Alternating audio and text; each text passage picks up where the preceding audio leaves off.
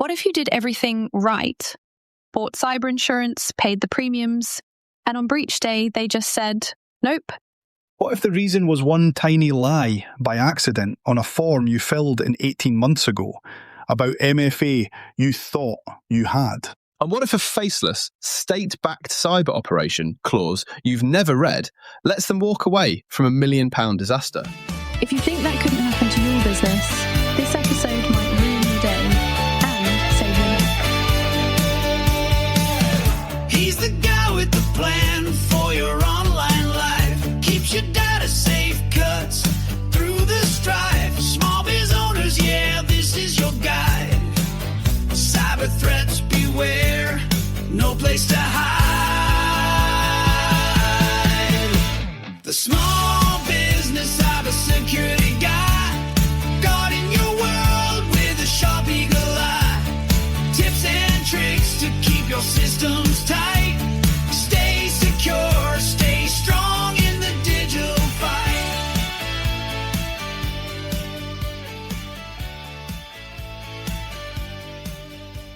From phishing scams to You're listening to the Small Business Cybersecurity Guy. I'm Mauven McLeod, joined as always by the Small Biz Cyber Guy himself, Noel Bradford, and the velvet tonsils of Graham Faulkner. And today we're talking about something that really winds people up. You buy cyber insurance, you get hacked, you put a claim in, and it doesn't pay what you thought. Or at all. This is where people ring me absolutely livid. We did the right thing, Noel. We bought the cyber policy. Why are they arguing about bloody passwords now? And I have to say, slightly awkwardly, because that's what the contract says they can do. And the thing is, this isn't rare. Industry data in the UK shows hundreds of millions of pounds being paid out on cyber claims, year on year. So insurers are paying. But at the same time, the bar is getting higher. More questions, more conditions, more chances for the answer to be yes, but, or simply no. Exactly. We've seen total payouts jump massively over the last couple of years, especially for ransomware and malware. But we're also seeing insurers and brokers quietly admit that a fair chunk of claims either get knocked back completely or chopped down because something wasn't quite as described on the paperwork. And from the small business side, it feels like a stitch-up.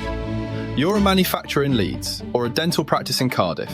You tick the boxes, you pay your premium, incident happens, and suddenly there's a forensics team going through every bit of your network like it's CSI server room, looking for reasons not to pay the full whack.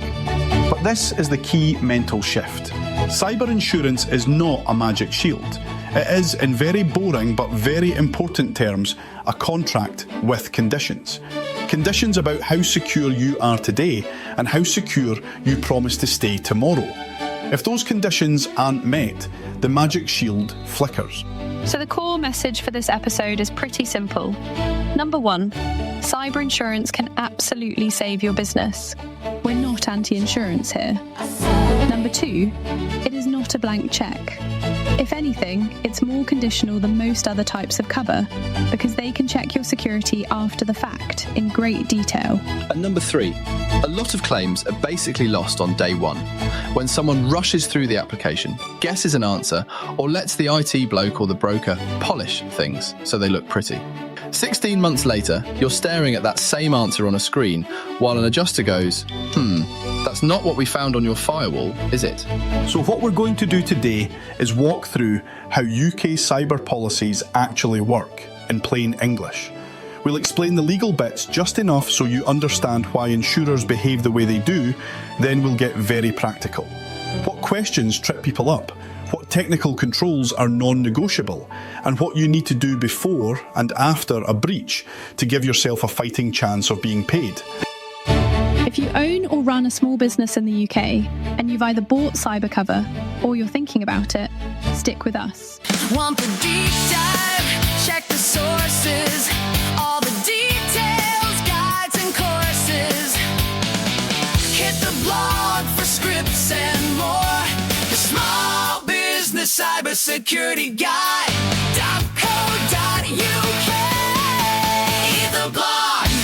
Real security. No fluff. The goal is not to scare you. It's to stop you getting shafted by fine print you never really understood. Before we get into this, I need to be crystal clear about something. Everything you're about to hear is for information and educational purposes only. None of it constitutes regulated insurance advice. We are cybersecurity professionals, not FCA-authorised insurance brokers, and we have absolutely no intention of pretending otherwise.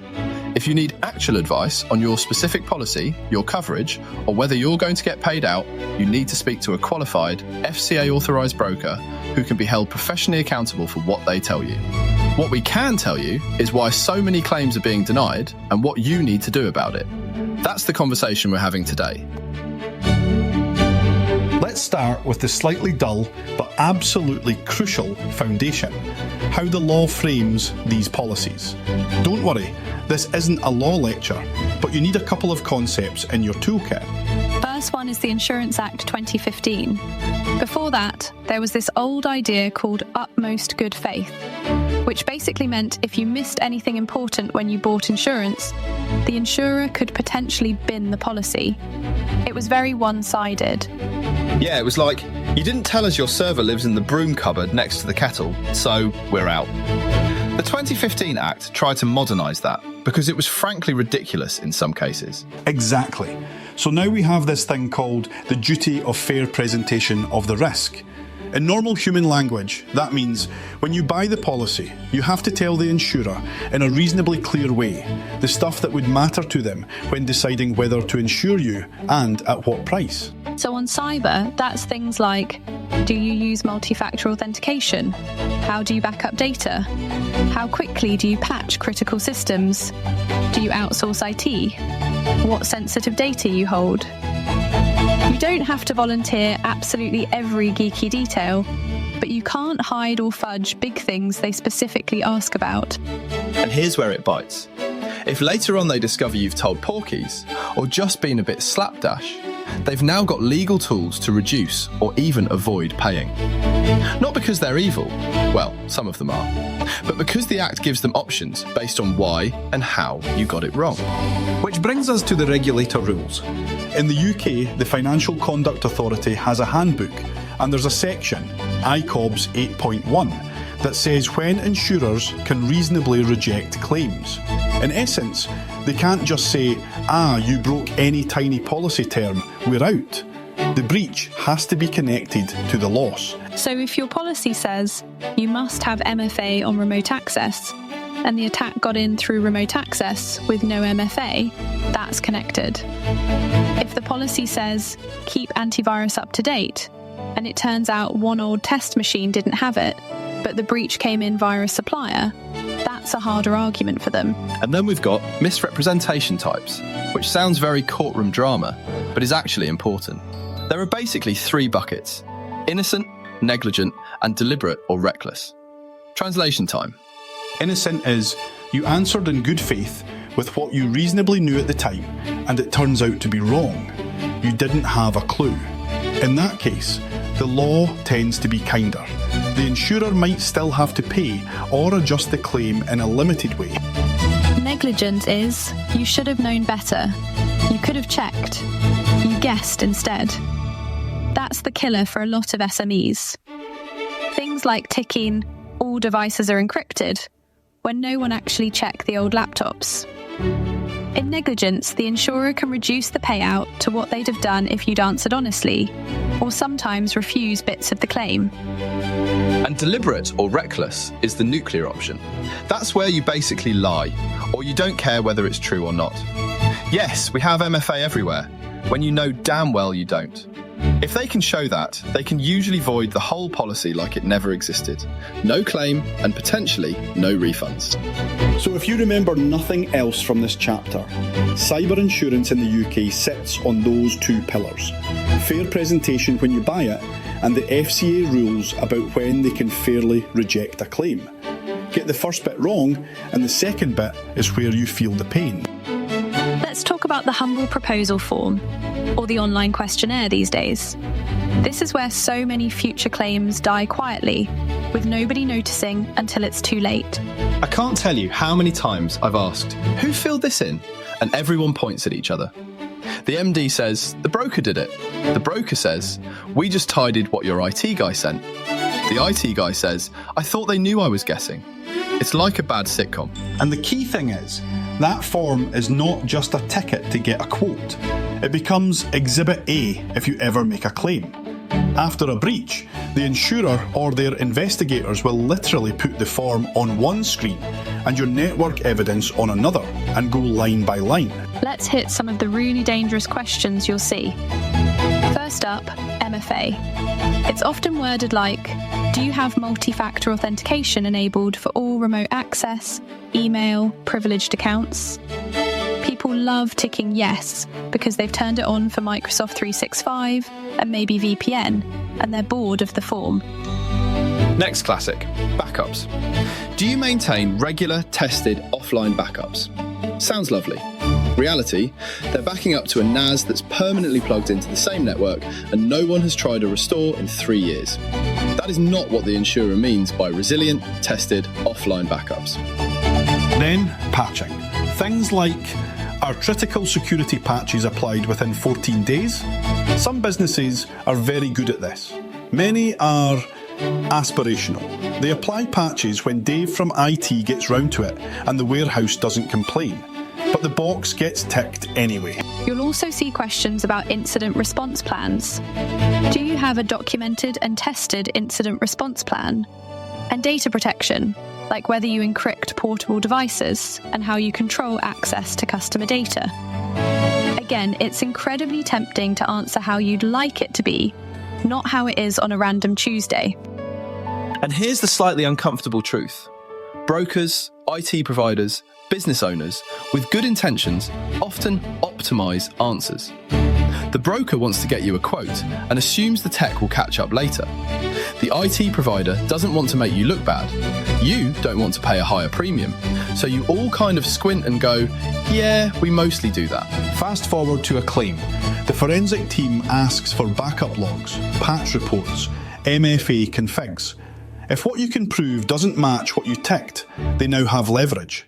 Maybe they don't refuse everything, but they say, if we'd known the true position, we'd have charged more or limited cover, so we're only paying part. So, practical point for anyone listening. That proposal form is a legal document, not a survey. Don't guess. Don't let your broker or MSP submit it without you reading it carefully. If the honest answer is not yet or partially, say that. You might pay a bit more or get conditions attached, but at least you're not building a landmine that'll blow up under your feet when you really need the money. Right, let's get geeky for a minute. Out of all the technical stuff that kills cyber claims, multi-factor authentication, MFA, is number one with a bullet. MFA is that second step after your password. A code on your phone, an app prompt, a hardware key. Insurers love it because it actually works against a huge chunk of attacks, especially remote access and email compromise. So they write it into policies as a condition of cover. The trouble is, in the real world, MFA deployments are messy. You get partial coverage, carve-outs for old systems, directors who say, I'm too important to faff with this, and third-party remote tools that sneak under the radar. There was a case a couple of years back, I won't bore you with names, where the business said, yes, we've got MFA on remote access. They did, on the firewall VPN. But the attackers came in via remote access to servers that didn't have MFA at all. Result? Insurer voided the policy. Because the actual path used in the attack didn't match the promise. That pattern keeps repeating. MFA on email, but not on remote desktop. MFA on admin accounts. But the everyday user account that gets phished can still log in from anywhere with just a password. The proposal form said, MFA is enforced for all remote access. The logs say otherwise. And insurers don't just care that you have MFA somewhere. They care that it protects the routes attackers actually used. If the breach is clearly linked to the missing MFA, they've got a strong argument that you breached a condition that was central to the risk. MFA is the poster child, but it's not alone. You'll also see conditions around patching, apply critical security updates within X days, and around supported software. If the ransomware got in via an ancient, unsupported Windows server you'd quietly left running the accounts package, expect an argument. Backups are another big one. Many policies now effectively say, we'll cover ransomware, but only if you maintain secure, isolated, and regularly tested backups. If your backups were online, got encrypted with everything else, and you haven't got a single recent restore test to show, you've got a problem. The whole logic of the policy is, you do basic resilience, we pick up the big bill. Default admin accounts too, things like administrator with a weak password or shared local admin accounts all over the place. Don't leave your business exposed. Hit subscribe and like the show. Stay informed and protected. Small business cybersecurity guy. Security tips you can trust. Subscribe now. Stay secure.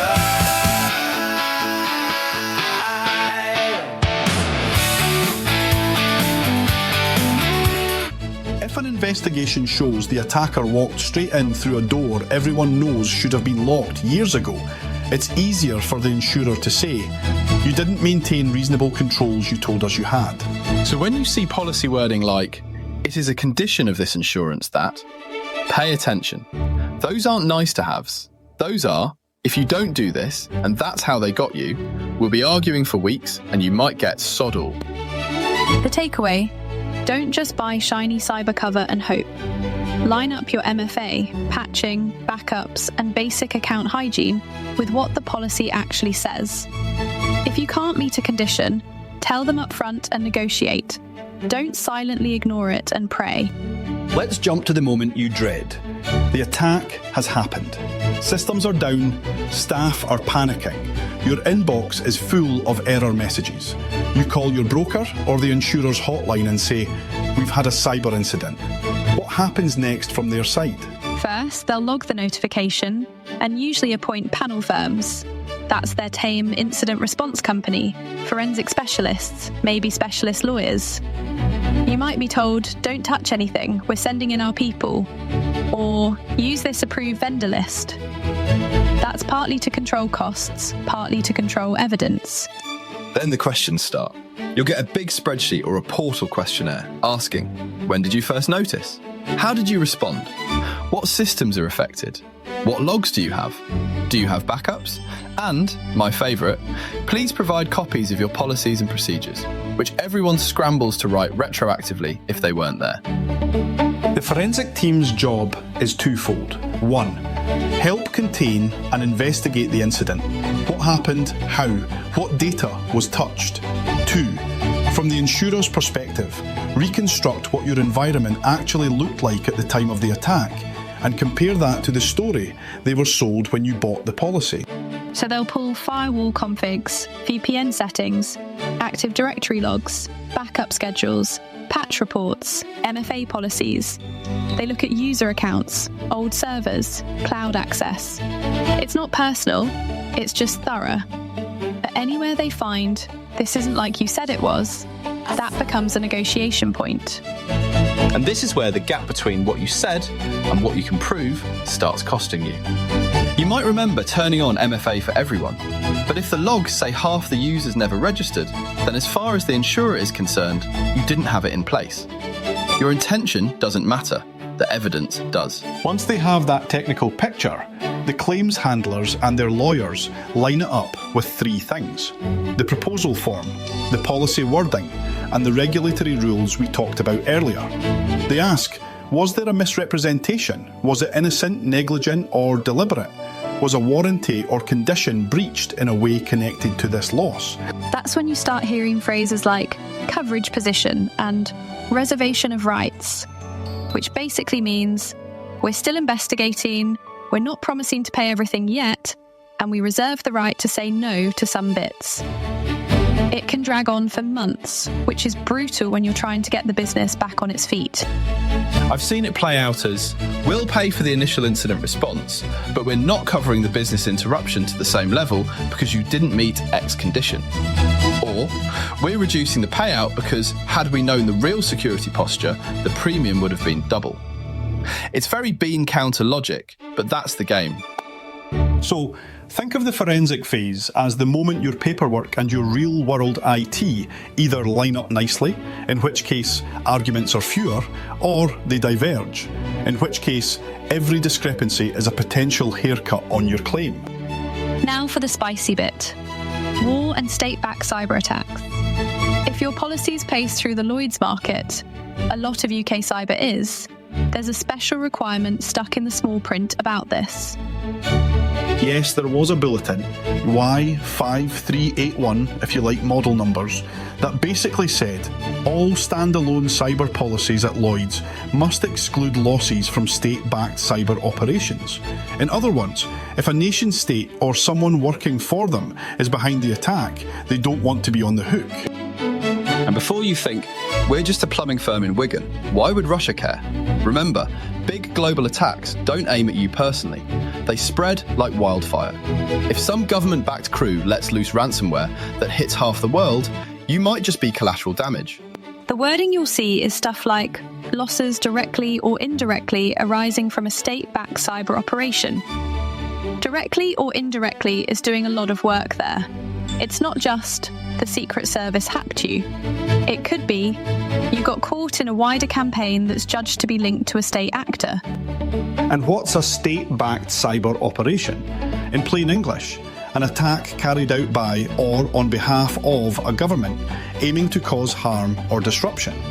Policies talk about major detrimental impact on services or safety, which is aimed at big stuff, energy grids, health systems, finance. But the same malware can also hit your little logistics company in Derby on the way through. The headache is attribution. Who decides it was state-backed? There's rarely a neat confession letter. Policies talk about objectively reasonable evidence, maybe referring to government statements or intelligence assessments. But sometimes governments are cagey, or different agencies say different things, or the evidence is all behind classified doors. So you could be sitting there going, some new ransomware hit us, we just want help. While behind the scenes, the insurer is asking, is this one of those big geopolitical jobs we've excluded? It's a grey zone, and it's fair to say lawyers expect arguments over it in future. For a small business, the practical point is check whether your policy has a... Want the deep dive? Check the sources. All the details, guides and courses. Hit the blog for scripts and more.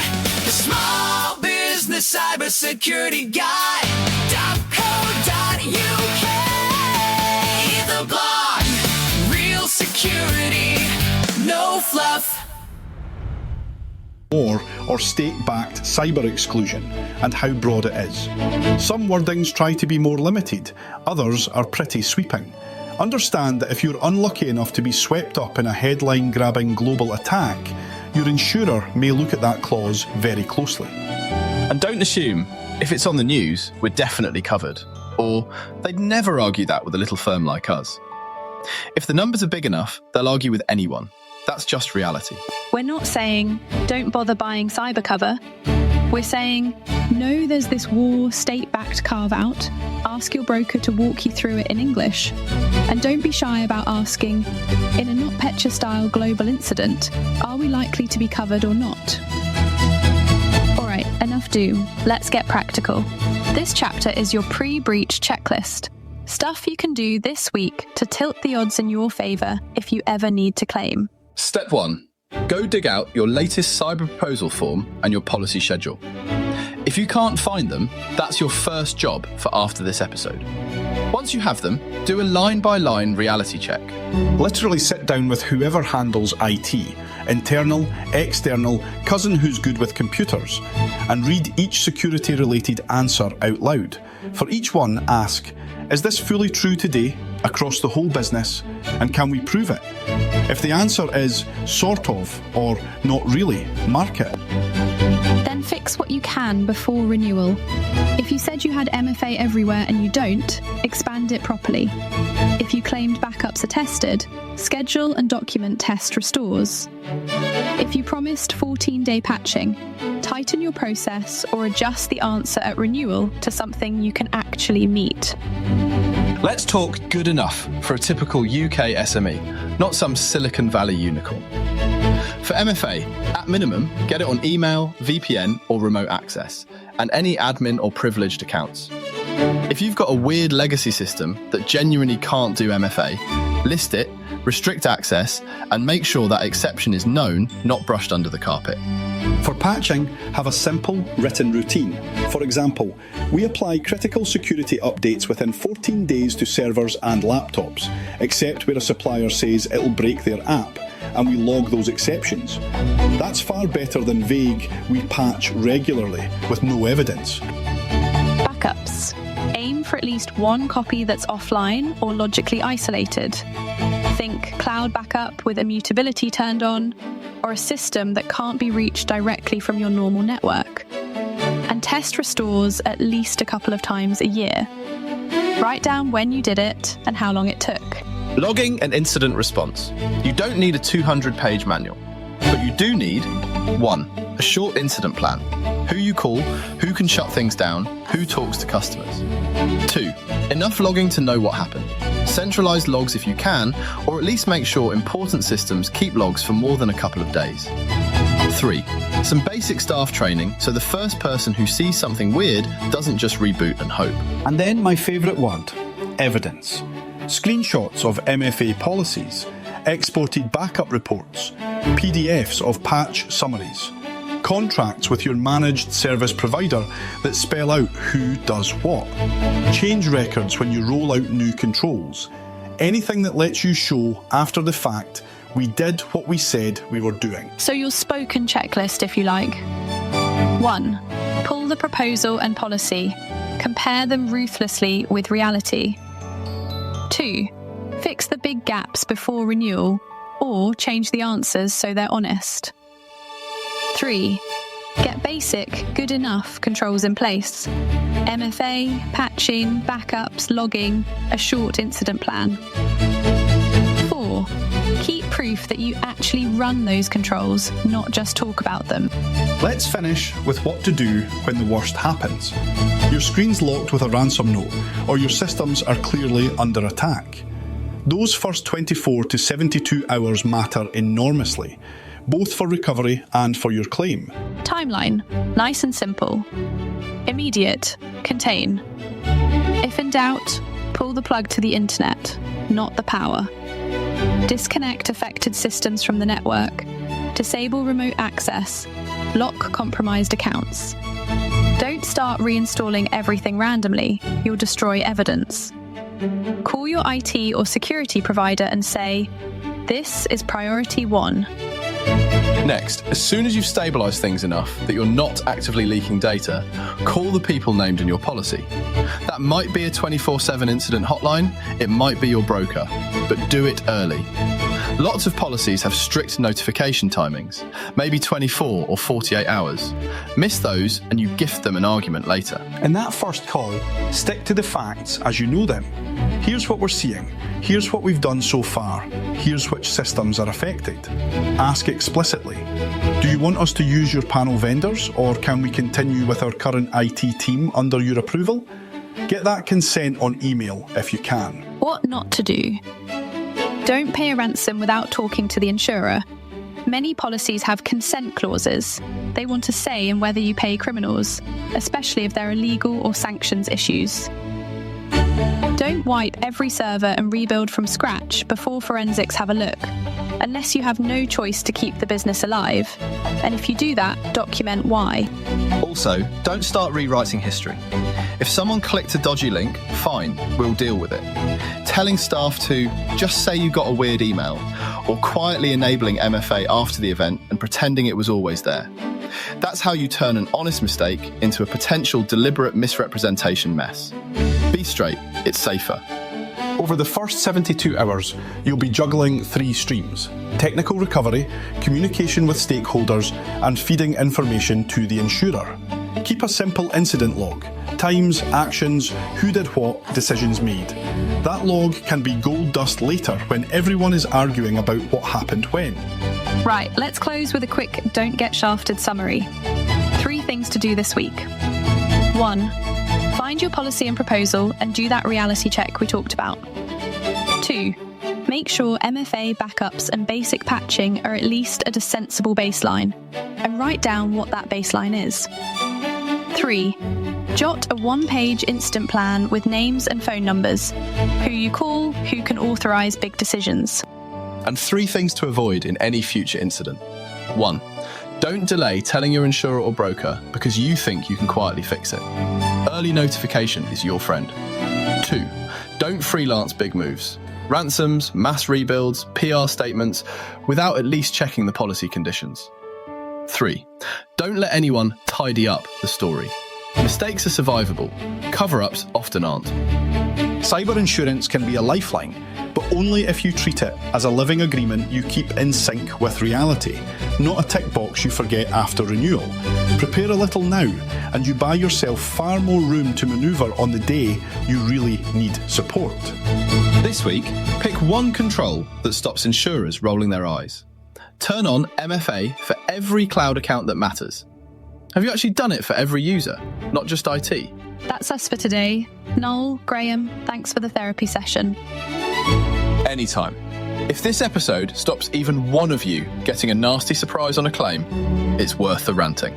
And if you're listening on the train or in the van, perhaps tonight's job is simply find that policy document.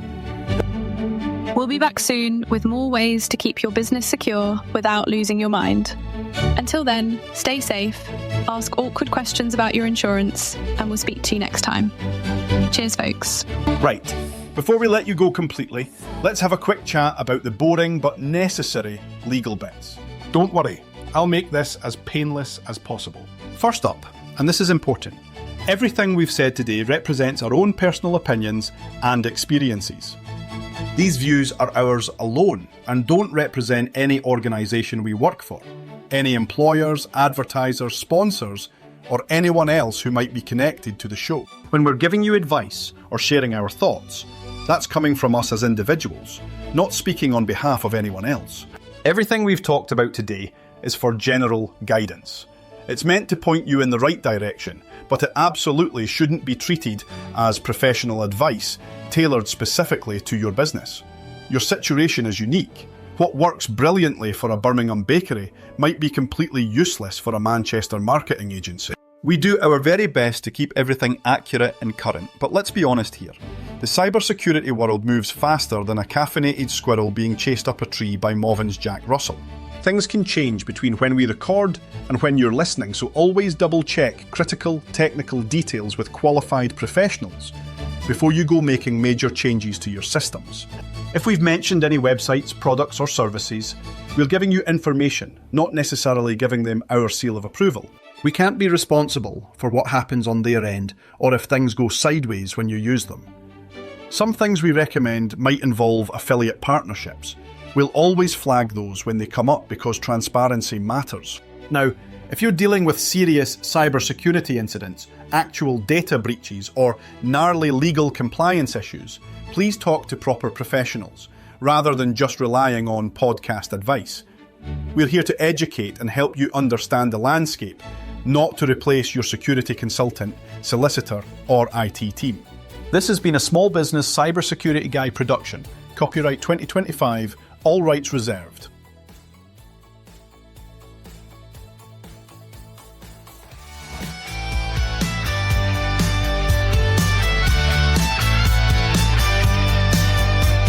Click subscribe and join the ride. Together we'll shield the digital tide. Your business is strong when your data's secure. The Small Biz Cyber Guy, here to ensure.